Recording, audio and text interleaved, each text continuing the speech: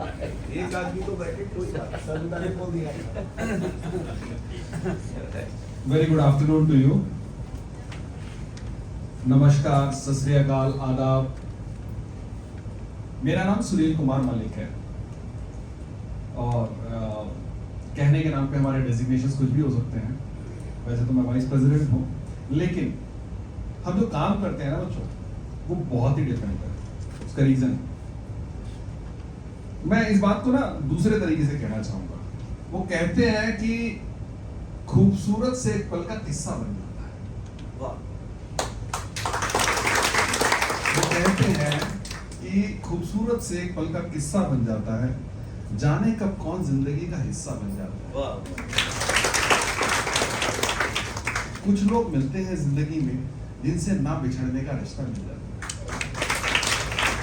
तो आप हमारे परिवार का हिस्सा होने वाले हैं, आप हमारे परिवार में आ रहे हैं। तो आप अब अगर हमारे परिवार में आ रहे हैं तो हम कहते हैं ना, अतिथि देवो भव। तो आप हमारे लिए अतिथि भी हैं, हमारे बच्चे भी हैं, हमारे शिष्य भी हैं, हमारे बेटा बेटी हैं। तो जब आप हमारे पास आएंगे तो हम ऐसा सोचते हैं कि हम अपने बच्चों को सबसे अच्छा बनाएं। दुनिया में हर माँ बाप ये सोचता है मेरा बच्चा मुझसे बड़ा बने, मुझसे अच्छा बने। तो जब हम आपको अपने परिवार में ला रहे हैं तो आपको हमसे अच्छा बनना चाहिए, हम ऐसा मानते हैं। लेकिन होता बीपीटी कितने लोग कोर्स करने वाले हैं यहाँ पे?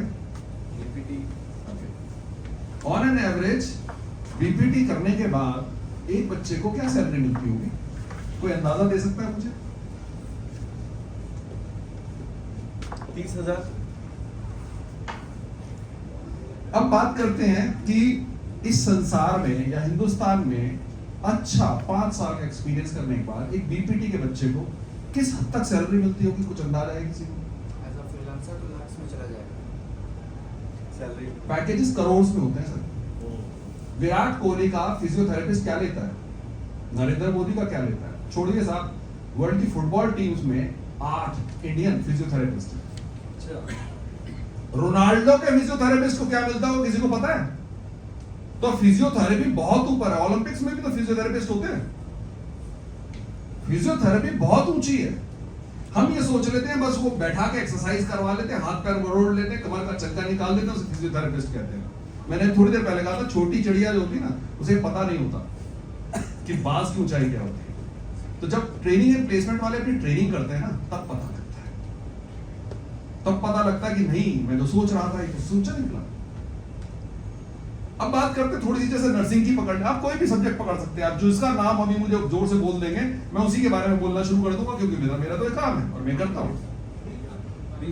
B pharma. चलिए बी फार्मा की बात करते हैं। QA, QC, RA, production, pharmacovigilance, marketing, research, इतने सारे सेक्टर्स हैं। अब इन सेक्टर्स में एंट्री आपकी है। QA बोलते हैं क्वालिटी एश्योरेंस, QC बोलते हैं क्वालिटी कंट्रोल, RA बोलते हैं रेगुलेटरी अफेयर्स को, फार्माकोविजिलेंस वो होती है सारी दुनिया भर की कंपनियां दवाइयां बनाती हैं। अब वो दवाई जाके जो बंदा खा रहा है उसको रिएक्शन हो रही है, कंपनी तो छुपाना चाहेगी, गवर्नमेंट को पता कैसे लगेगा? तो फार्माकोविजिलेंस वाले वो लोग होते हैं जो रिपोर्ट करते हैं उसको। वो हो गए। रिसर्च, एक नई ड्रग बननी है, उसके लिए करोड़ों रुपए की रिसर्च होती है, वो भी है। इस तरह से फील्ड कैसे चूज होता है? देखिए, जब बच्चा हमारे पास आता है ना, फर्स्ट सेमेस्टर से हम स्टार्ट करते हैं। कैसे? फर्स्ट सेमेस्टर में बच्चा आया, अब वो क्या बनना चाहता है, तो उसके फर्स्ट ईयर के ड्रीम अलग हो सकते हैं, सेकंड ईयर के ड्रीम अलग हो सकते हैं, थर्ड ईयर के ड्रीम अलग हो सकते हैं। जैसे जैसे पता लगता है अपने सब्जेक्ट के बारे में, आदमी का झुकाव बढ़ता जाता है। हम हर साल पूछते हैं उससे, कंसेंट फॉर्म भराते हैं कि बेटा क्या बनना चाहते हो, बताओ। बहुत अच्छा।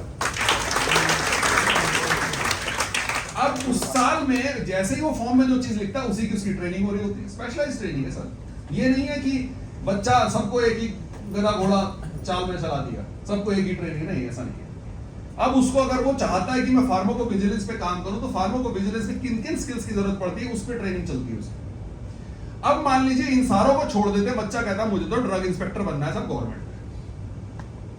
तो भाई एक बात बताओ कि फार्मेसी करने के बाद तैयारी करोगे क्या? उसके बाद 2 साल बैठ के ये कंपटीशन लड़ने की तैयारी करोगे क्या? तैयारी तो सेकंड ईयर में शुरू हो जानी चाहिए। तो उसके लिए कोई मॉक टेस्ट भी करना पड़ता होगा, कैसा होता है, कितना मुश्किल होता है। अच्छा, बिहार स्टेट के लिए क्या है? उत्तर प्रदेश के लिए क्या है, उत्तराखंड के लिए क्या है, अलग होगा थोड़ा बहुत, तो वो भी तो कोई कराएगा। तो इस तरह से हर एक की अलग ट्रेनिंग है, उसी तरह से बच्चे को उसके लिए तैयार करते हैं। जॉब देना हमारे लिए कोई बड़ी बात नहीं है, उसके पीछे रीजन ये है क्योंकि आपका हर कोर जॉब गारंटेड है। आप जब पढ़ने आते हैं डे 1 पे पूरे हिंदुस्तान के अंदर हमारा पहला ऐसा कैंपस है जो आपको गारंटी देता है कि आप जिस दिन आ गए उसी दिन से आपकी जॉब गारंटी ऑन, आपको जॉब मिलेगी। लेकिन किस क्वालिटी की मिलेगी आप पे डिपेंड करता है। लेकिन हमारी प्रॉब्लम ये, हमें तो हाईएस्ट क्वालिटी बनानी है, तो हम आप पे ज्यादा मेहनत करेंगे।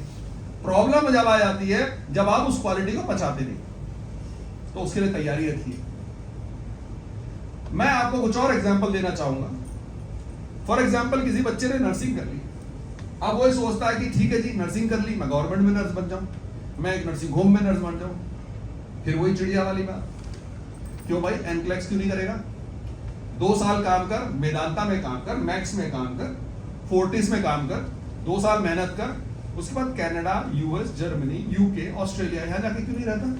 स्टार्टिंग सैलरी 3 लाख रुपीज है, साथ में सिटीजनशिप भी मिलती है। तो वो तैयारी भी तो होनी चाहिए किसी लेवल पे। पैरामेडिकल वाले हैं साहब, पैरामेडिकल में कुछ लोग ऐसे हैं जो ये सोचते हैं कि पैरामेडिकल वाला जो है, मान लीजिए ले लेते हैं बीएमएलटी को, बीएमएलटी वाला जो बच्चा होता है वो लैब में खून और सीरम और यूरिन इनके टेस्ट करता है, यही मानते हैं लोग। अब मुझे बड़ा दुख होता है कहते हुए कि वही वाली बात चिड़िया और बाज वाली बात आ जाती है। आपको मैं बताना चाहता हूं कि जो कार्डियोथोरेसिक डिपार्टमेंट के लिए यही सेम काम कर रहा होता है, या ब्लड बैंक जो सुपर स्पेशलाइज्ड होते हैं जब उसमें ये काम कर रहा होता है, तब उसकी सैलरी 3 टाइम्स होती है नॉर्मल आदमी के। और जैसे जैसे एक्सपीरियंस बढ़ता है almost equivalent to doctor salary हो जाती है। वही एमएलटी का बच्चा अगर इंडिया छोड़ के दुबई चला जाए, जर्मनी चला जाए, यूके चला जाए, 2 से 3 साल एक्सपीरियंस के बाद उसकी सैलरी 3 लाख रुपए से शुरू होती है। तो ये बताने वाले लोग नहीं है ना, क्योंकि वो करते नहीं है, वो कराना नहीं चाहते। उनका काम है बस ठप्पे की तरह, असेंबली लाइन मैन्युफैक्चरिंग की तरह आपको डिग्री पकड़ा और भेज दिया, और अब वो कैंपस नहीं है। अब आप हमारे घर के हिस्सा हो, आप हमारे बेटा बेटी हो। कौन अपने बेटा बेटी को, या जितने माँ बाप बैठे पूछिए कि आप अपने बेटा बेटी को किसी छोटी सी जगह, गंदी सी जगह, बेकार सी जगह भेजना चाहोगे?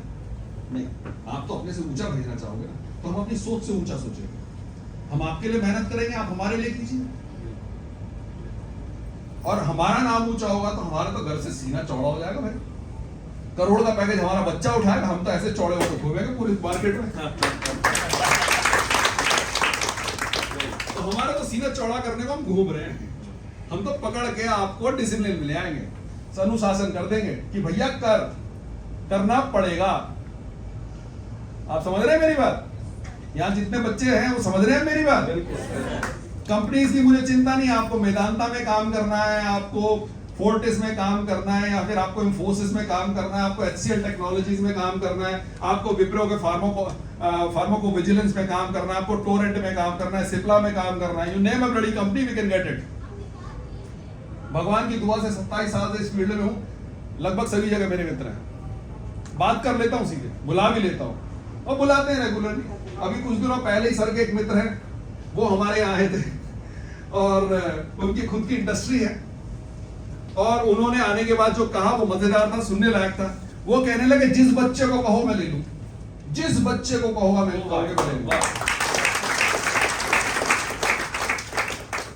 लेकिन वो मिनिमम स्किल्स वो बना दूं। हमने कहा साहब बिल्कुल बनाएंगे। तो हमने एमओयू साइन किया उनके साथ। उस कंपनी का नाम है डेफो हिल लेबोरेटरीज, सेलाकुई में है। ऐसी बहुत सारी कंपनियां हैं, न्यूट्रावेल है, इप्का है, बहुत सारी कंपनीज है जिनसे हमारे एमओयू हो चुके हैं।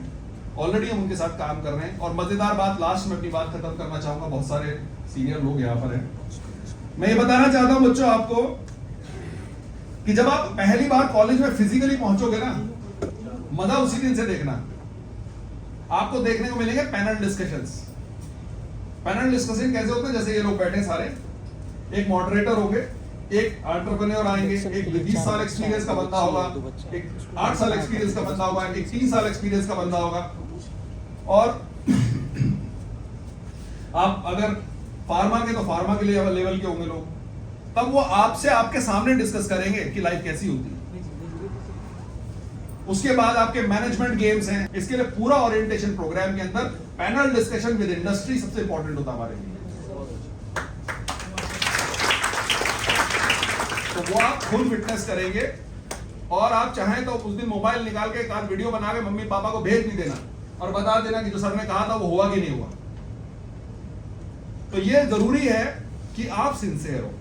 गेस्ट लेक्चर आया आप अवेलेबल हो, सेमिनार आया आप अवेलेबल हो, कॉन्फ्रेंस आई आप अवेलेबल हो, कल्चरल फंक्शन आया आप अवेलेबल हो, स्टेज पे एंकरिंग आप कर रहे हो।